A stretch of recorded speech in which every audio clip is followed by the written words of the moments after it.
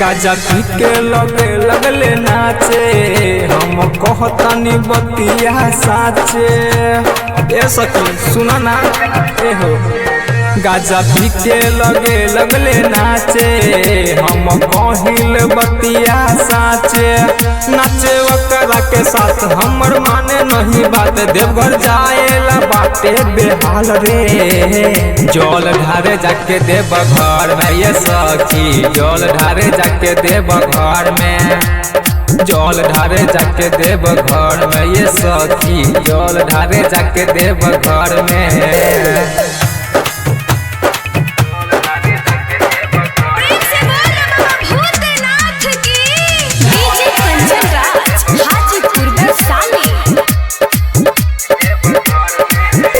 कांधे धके काबर हाँ बढ़ गईले पावर, उ बाटे नु बहुते टावर में हो।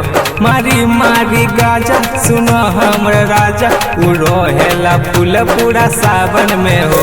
कांधे धके काबर हाँ बढ़ गईले पावर, उ बाटे नु बहुते टावर में हो।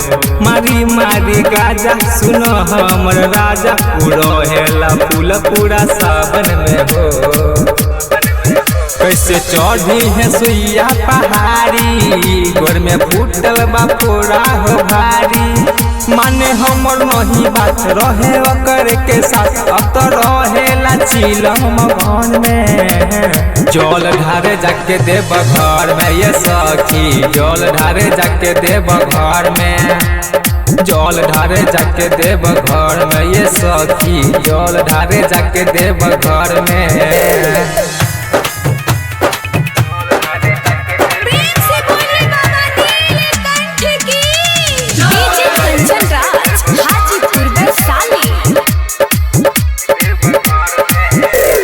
बोल बम बोले हम मस्ती में डोले, उ बाटे नु बहुते मगन में हो। लेके हाथ जल जाले पैदल, मगन रहे बाबा के भजन में हो। उ बोल बम बोले हम मस्ती में डोले, उ बाटे नु बहुते मगन में हो। लेके हाथ जल जाले पैदल, मगन रहे बाबा के भजन में हो। तो से कहेला अजित अकेला, भइल बाटे हो बाबा के चेला।